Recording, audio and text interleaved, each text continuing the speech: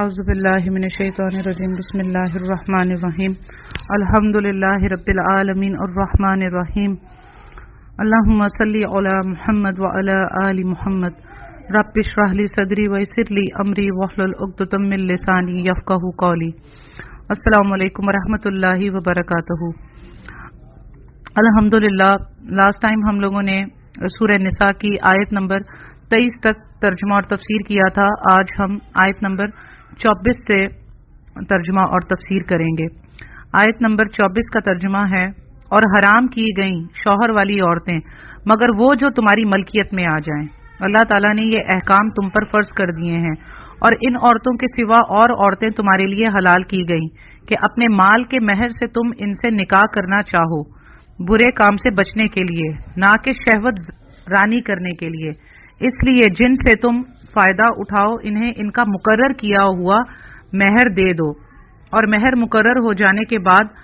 تم آپس کی رضامندی سے جو طے کر لو اس میں تم پر کوئی گناہ نہیں. بے شک اللہ تعالیٰ حکمت والا ہے، رحم کرنے والا ہے. اللہ تعالیٰ نے فرما دیا کہ جو عورتیں حرام کی گئی ہیں، ٹھیک ہے، شوہر والی عورتیں مگر جو تمہاری ملکیت میں آ جائیں، یعنی کہ اگر وہ عورتیں جو کہ جیسے شادی شدہ ہیں اور وہ جنگ کی حالت میں مال غنیمت کے طور پر آ گئی ہیں، تو اگر وہ شادی شدہ بھی ہوں تو وہ تمہارے لیے حلال ہیں. تو قرآن کریم میں جو احسان 4 معنوں میں استعمال ہوا ہے: شادی، آزادی، پاک دامنی اور اسلام. اور اس آیت میں جو یہ کہا گیا شوہر والی عورتیں مگر جو تمہاری ملکیت میں آ جائیں، تو اس کی شان نزول میں آتا ہے کہ جب بعض جنگوں میں کافروں کی عورتیں بھی مسلمانوں کی قید میں آ جاتی ہیں تو مسلمان ان سے ہم بستری کرنے میں کراہت محسوس کرتے تھے کیونکہ وہ شادی شدہ ہوتی تھی. تو صحابہ کرام نے نبی صلی اللہ علیہ وسلم سے پوچھا، جس پر یہ آیت نازل ہوئی. اور تفسیر ابن کثیر سے یہ معلوم ہوتا ہے کہ جنگ میں حاصل ہونے والی کافر عورت جب مسلمان کی لونڈیاں بن جاتی تھیں عورتیں، تو شادی شدہ ہونے کے باوجود ان سے مباشرت کرنا جائز ہے. البتہ ان کے ساتھ جو ہے استبرائے رحم ضروری ہے، یعنی ایک حیض آنے کے بعد یا حاملہ ہے تو وضع حمل کے بعد ان سے جنسی تعلق قائم کیا جا سکتا ہے. یعنی کہ استبرائے رحم سے مراد یہ ہے کہ وہ 1 مہینہ اگر وہ کیا معلوم پہلے سے پریگننٹ ہو تو اس کے لیے پھر باپ کا تعین کرنا مشکل ہو جائے گا، تو ایک حیض آنے کا انتظار کیا جائے، اور اگر وہ حاملہ ہے تو اس کے بچے کے پیدا ہونے تک ان سے جنسی تعلق قائم نہیں کیا جا سکتا. اور لونڈی کا مسئلہ کیونکہ بہت سے لوگوں کو سمجھ نہیں آتا، نزول قرآن کے وقت غلام اور لونڈیوں کا سلسلہ بہت عام تھا جسے قرآن نے بند نہیں کیا. البتہ ان کے بارے میں ایسی حکمت عملی اختیار کی گئی کہ جس سے غلاموں اور لونڈیوں کو زیادہ سے زیادہ سہولتیں حاصل ہوں تاکہ غلامی کی حوصلہ شکنی بھی ہو. اس کے 2 ذریعے تھے. ایک تو بعض خاندان صدیوں سے ایسے چلے آ رہے تھے کہ ان کے مرد اور عورت جو ہے وہ فروخت کیے جاتے تھے. یہی خریدے ہوئے مرد اور عورتیں جو ہے وہ غلام اور لونڈیاں کہلاتے تھے. مالک کو ان سے ہر طرح کا فائدہ اٹھانے کا حق حاصل تھا. دوسرا ذریعہ جنگ میں قیدیوں والا تھا کہ کافروں کی قیدی عورتوں کو مسلمانوں میں تقسیم کر دیا جاتا تھا اور وہ ان کی لونڈیاں بن کر ان کے پاس رہتی تھیں. قیدیوں کے لیے یہ بہترین حل تھا کیونکہ اگر انہیں معاشرے میں یوں ہی آزاد چھوڑ دیا جاتا تو معاشرے میں ان کے ذریعے سے فساد پیدا ہوتا. اور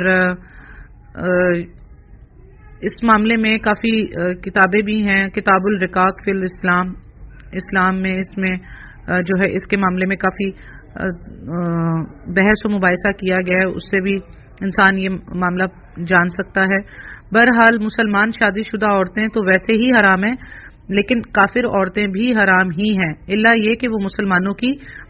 ملکیت میں آ جائیں. یعنی جنگ کے معاملے سے وہ لونڈیاں بن گئی ہیں تو تب وہ حلال ہیں، لیکن وہی بتا دیا کہ ایک حیض آ جانے کے بعد یا پھر اگر وہ پریگننٹ ہے تو ان کا حمل واضح ہو جانے کے بعد. پھر اسی آیت میں محرمات قرآنی اور حدیثی کے علاوہ دیگر عورتوں سے نکاح کرنا جائز ہے، بشرط یہ کہ 4 چیزیں اس میں ہوں. اول یہ کہ دونوں طرف سے جو ہے ایجاب و قبول ہو اور مال یعنی مہر ادا کرنا قبول ہو. تیسری یہ کہ ان کو شادی کی قید دائمی قبضے میں لانا ہو. یہ نہیں کہ صرف شہوت رانی کی غرض سے شادی کی جائے جیسے زنا میں یا اس متع میں ہوتا ہے جو شیعہ میں بھی رائج ہے اور سنیوں میں نکاح مسیار رائج ہے کہ ایک کانٹریکٹ کے مطابق ایک دن کے لیے، ایک رات کے لیے، یا ایک ہفتے کے لیے، یا ایک مہینے کے لیے، یا ایک سال کے لیے. یہ شیعوں میں متع اور اہل سنت کیا نکاح مسیار کی شکلیں ہیں، یہ سب حرام ہیں. اس لیے اللہ تعالیٰ نے بھی اس آیت میں فرما دیا یعنی جنسی خواہش کی تسکین کے لیے چند روز یا چند گھنٹوں کے لیے شادی نہ کی جائے. اور یہ بھی نہیں کہ کسی سے یاری دوستی ہے اور اس کے ساتھ یاری دوستی جو چھپی ہوئی یاری دوستیاں کرتے ہیں اور پھر اس میں جو ہے وہ متع جیسی یا نکاح مسیار جیسی شکل کو اختیار کر کے ایک دوسرے سے شہوت کرتے ہیں اور اپنی نفس کو پورا کرتے ہیں، تو ان سب چیزوں سے بھی منع فرما دیا گیا. تو اس لیے اس میں حلالے کا بھی ناجائز ہونے کا معاملہ ثابت آ جاتا ہے کہ کیونکہ اس کا مقصد بھی عورت کو نکاح میں دائمی قید میں لانا نہیں ہوتا، بلکہ صرف ایک رات کے لیے ایک کانٹریکٹ کے مطابق اس کا ایک معاملہ ہوتا ہے جو کہ گناہ ہے، غلط ہے. تو اس چیز سے بھی منع فرما دیا گیا ہے. البتہ اس میں اللہ تعالیٰ نے آخر میں کہہ دیا کہ اور مہر مقرر ہو جانے کے بعد تم آپس کی رضامندی سے جو طے کر لو تو اس میں تم پر کوئی گناہ نہیں، بے شک اللہ تعالیٰ علم والا حکمت والا. یعنی کہ آپس میں رضامندی سے مہر میں کمی بیشی کرنے کا اختیار میاں بیوی کے البتہ ہاتھ میں دیا گیا ہے کہ اس میں وہ کوئی ایک دوسرے کے اوپر آسانی کر دیں، تو اس پر اللہ تعالیٰ کی کوئی گرفت نہیں ہے، کوئی معاملہ ایسا نہیں ہے. اور آیت نمبر 25 کا ترجمہ ہے اور تم میں سے جس کسی کو آزاد مسلمان عورتوں سے نکاح کرنے کی پوری وسعت اور طاقت نہ ہو تو وہ مسلمان لونڈیوں سے جن کے تم مالک ہو اپنا نکاح کر لیں. اللہ تمہارے اعمال کو بخوبی جاننے والا ہے. تم سب آپس میں ایک ہی تو ہو، اس لیے ان کے مالکوں کی اجازت سے ان سے نکاح کر لو اور قاعدے کے مطابق ان کے مہر ان کو دو. وہ پاک دامن ہوں، نہ کہ اعلانیہ بدکاری کرنے والیاں، نہ خفیہ آشنائی کرنے والیاں. بس جب یہ لونڈیاں نکاح میں آ جائیں پھر اگر وہ بے حیائی کا کام کریں تو انہیں آدھی سزا ہے اس سزا سے جو آزاد عورتوں کی ہے. کنیزوں سے نکاح کا یہ حکم تم میں سے ان لوگوں کے لیے ہے جنہیں گناہ اور تکلیف کا اندیشہ ہو، اور تمہارا ضبط کرنا بہت بہتر ہے، اور اللہ تعالیٰ بڑا بخشنے والا، بڑی رحمت والا ہے. آیت نمبر 25 میں اللہ تعالیٰ نے بتا دیا کہ جس میں تم میں سے جن کو آزاد مسلمان عورتوں سے نکاح کرنے کی پوری وسعت طاقت نہ ہو تو وہ مسلمان لونڈیوں سے جن کے تم مالک ہو اپنا نکاح کر لیں. تو مطلب اس سے معلوم ہوا کہ لونڈیوں کا مالک ہی لونڈیوں کا ولی بھی ہے. تم آپس میں ایک ہی تو ہو، اس لیے ان کے مالکوں کی اجازت سے ان سے نکاح کر لو اور قاعدے کے مطابق ان کے مہر ان کو دے دو، کیونکہ جس کی لونڈی ہوگی وہ اس کا مالک ہے تو وہ اس کا ولی بھی ہوگا. لونڈی کا کسی جگہ نکاح اس کی اجازت کے بغیر نہیں کیا جا سکتا. اسی طرح غلام بھی اپنے مالک کی اجازت کے بغیر کسی جگہ نکاح نہیں کر سکتا تھا. تو کیونکہ اس وقت یہ نظام رائج تھا تو اس لیے ان کے بارے میں ساری آیات اللہ تعالیٰ یہاں پر بتا رہے ہیں، اور یہ بھی بتا رہے ہیں کہ آپ ان کی جب ان سے نکاح کرنے لگیں گے تو ان کا مہر ان کو آپ دیں گے. اچھا، اس کے علاوہ اللہ تعالیٰ نے یہ بھی بتا دیا کہ اگر ان سے کوئی بدکاری ہو جائے لونڈیوں سے تو یعنی لونڈیوں کو 100 کے بجائے نصف یعنی 50 کوڑوں کی سزا دی جائے گی، جبکہ اگر کوئی آزاد مسلمان عورت ایسا کرے گی تو اس پر 100 کوڑوں کی سزا ہے. گویا ان کے لیے سزائے رجم نہیں کیونکہ وہ نصف نہیں ہو سکتی، اور غیر شادی شدہ لونڈی کی جو تعزیری کی سزا ہوگی، یعنی لونڈیوں سے شادی کی اجازت ایسے لوگوں کے لیے جو جوانی کے جذبات پر کنٹرول رکھنے کی طاقت نہ رکھتے ہیں اور بدکاری میں مبتلا ہونے کا اندیشہ ہو. اگر ایسا اندیشہ نہ ہو تو اس وقت تک صبر کرنا بہتر ہے جب تک کسی آزاد خاندانی عورت سے شادی کرنے کے قابل نہ ہو جائیں. تو اللہ تعالیٰ نے یہاں پر بتا دیا ہے کہ جو ہے اپنا کوئی ایسی عورت کے ساتھ معاملہ نہ رکھا جائے جب تک کہ کوئی آزاد عورت جو ہے وہ آپ کے اس میں نہ آ جائے. آیت نمبر 26 کا ترجمہ ہے اللہ تعالیٰ چاہتا ہے کہ تمہارے واسطے خوب کھول کر بیان کرے اور تم سے پہلے کے نیک لوگوں کی راہ پر چلائے اور تمہاری توبہ قبول کرے، اور اللہ تعالیٰ جاننے والا حکمت والا ہے. اللہ تعالیٰ نے یہاں پر یہ بھی بتا دیا کہ وہ تمہاری ہر طرح کی چیزوں کو جانتا ہے، اس لیے وہ ان جوان مردوں کے لیے بھی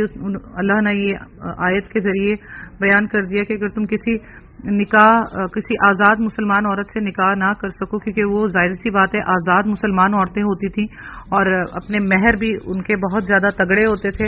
اور خاندانی حسب و نسب ہر چیز وہ دیکھتی تھیں، تو اس کے لیے اللہ تعالیٰ نے یہ تدبیر ان کو بتا دی کہ آپ لونڈیوں کے ساتھ بھی نکاح کر سکتے ہو، کیونکہ وہ جو ہے وہ آزاد نہیں ہوتی تھی، تو وہ آسانی کے ساتھ ان کے ساتھ تم یہ معاملہ کر سکتے ہو۔ تو باقی اللہ نے یہ بھی کہہ دیا کہ اگر تکلیف کا اندیشہ ہو تو تمہارا ضبط کرنا ہی بہتر ہے۔ پھر اللہ تعالیٰ نے یہی کہا کہ اللہ نے کھول کھول کر تمہارے لیے ساری باتیں بیان کر دی ہیں تاکہ تم نیک لوگوں کی راہ پر چلو جیسے تم سے پہلے لوگ چلے تھے، تو اور اللہ تعالیٰ تمہاری توبہ قبول کرے گا اور اللہ تعالیٰ جاننے والا حکمت والا ہے۔ آیت نمبر 27 کا ترجمہ ہے، اور اللہ چاہتا ہے کہ تمہاری توبہ قبول کرے، اور جو لوگ خواہشات کے پیروں ہیں وہ چاہتے ہیں کہ تم اس سے بہت دور ہٹ جاؤ۔ یہاں پر اللہ تعالیٰ نبی صلی اللہ علیہ وسلم کو مخاطب کر کے ایک بات بھی کہہ رہے ہیں کہ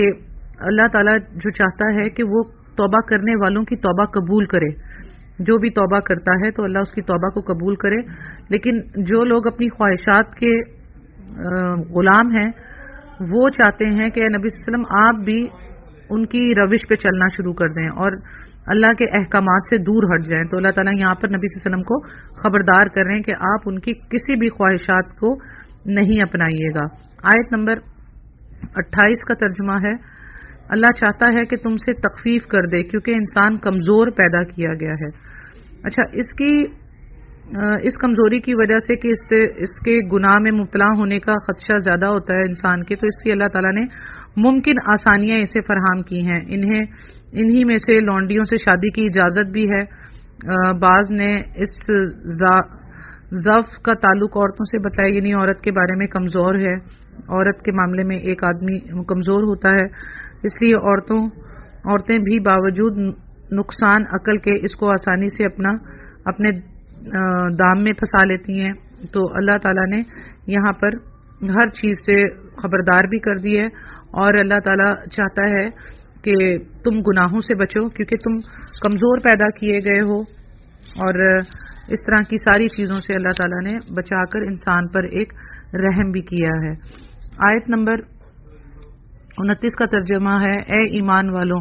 اپنے آپس کے مال ناجائز طریقے سے مت کھاؤ مگر یہ کہ تمہاری آپس کی رضامندی سے ہو، خرید و فروخت، اور اپنے آپ کو قتل نہ کرو، یقیناً اللہ تم پر مہربان ہے۔ اچھا، یہاں پر اللہ سبحانہ تعالیٰ نے اس آیت میں یہ بھی بتا دیا کہ ایمان والوں اپنے آپس کے مال ناجائز طریقے سے مت کھاؤ، یعنی کہ ایک دوسرے کو دھوکہ، فریب، جال سازی، ملاوٹ کے علاوہ جو باقی جتنی شکلیں ہیں وہ مت کرنا، وہ سب کچھ اسی میں شامل ہیں، کاروبار میں شامل ہیں، جن سے اور ایسے کاروبار سے بھی اللہ نے منع کر دیا جس میں شریعت نے منع کیا ہو، جیسے ربا ہے، سود خوری ہے۔ اسی طرح ممنوع اور حرام چیزوں کا کاروبار کرنا بھی باطل میں شامل ہے، مثلا بلا ضرورت فوٹوگرافی، ریڈیو، ٹی وی، وی سی آر، ویڈیو فلمیں، سی ڈیز، فحش کیسٹیں وغیرہ، ان کا بنانا، بیچنا، مرمت کرنا سب ناجائز ہے، یہ سب کچھ ناجائز میں آتا ہے۔ تو اس کے لیے یہ بھی شرط ہے کہ یہ لین دین حلال اشیاء کا ہو، حرام اشیاء کا کاروبار باہمی رضامندی کے باوجود بھی ناجائز ہی رہے گا، یعنی کہ دو لوگ ہیں وہ باہم کاروبار کر رہے ہیں اور رضامند ہیں ایک دوسرے کو یہ سب کچھ کرنے کے لیے، اس کا کاروبار کرنے کے لیے، تو ان کی رضامندی کے باوجود بھی ناجائز رہے گا کیونکہ اس میں اللہ کی رضامندی نہیں ہے۔ اور علاوہ ازیں رضامندی میں خیار مجلس کا مسئلہ بھی آ جاتا ہے، یعنی جب تک ایک دوسرے سے جدا نہ ہوں سودا فسخ کرنے کا اختیار ہے، یعنی کہ جب تک ایک دوسرے کے سامنے ہیں، بیٹھے ہیں، تو وہ اس وقت پورا ڈسکس کرنے کے بعد بھی کہیں کہ ہم ایسا نہیں کرنا چاہتے، تو اس کا بھی اختیار ہے، جیسا کہ حدیث میں آتا ہے کہ دونوں باہم سودا کرنے والوں کو جب تک وہ جدا نہ ہوں اختیار ہے کہ وہ اس چیز سے پیچھے ہٹ جائیں، اس سودے سے۔ اور اس کی آیت کی آخرت میں آتا ہے، آیت کی آخری حصہ ہے، اور اپنے آپ کو قتل نہ کرو، یقیناً اللہ تم پر مہربان ہے۔ اس سے مراد خودکشی بھی ہو سکتی ہے، خودکشی کی طرف بھی اشارہ ہے، اور جو کبیرہ گناہ ہے خودکشی کرنا، اور اس سے مراد یہ بھی لیا جا سکتا ہے کہ کسی مسلمان کو قتل نہ کرنا، کیونکہ مسلمان ایک جسم واحد کی طرح ہیں، اس لیے اس کا قتل بھی ایسا ہے جیسے ایک مسلمان اپنے آپ کو قتل کر دے۔ تو ان سب چیزوں سے بھی اللہ سبحانہ تعالیٰ نے جو ہے منع فرما دیا ہے۔ آیت نمبر 30 کا ترجمہ ہے، اور جو شخص یہ نافرمانیاں، سرکشی اور ظلم کرے گا تو عنقریب ہم اس کو آگ میں داخل کریں گے، اور یہ اللہ پر آسان ہے۔ اللہ سبحانہ تعالیٰ نے بتا دیا کہ میں نے جو جو چیزیں تمہیں بیان کر دی ہیں، اگر پھر بھی کوئی شخص یہ نافرمانی اور ظلم، سرکشی کرے گا تو عنقریب اللہ اس کو آگ میں ڈالے گا، اور آگ میں ڈالنا اللہ کے لیے بہت ہی آسان ہے۔ اللہم اجرنا من النار، اللہم اجرنا من النار، اللہم اجرنا من النار، آمین۔ تو مطلب جانتے بوجھتے ہوئے،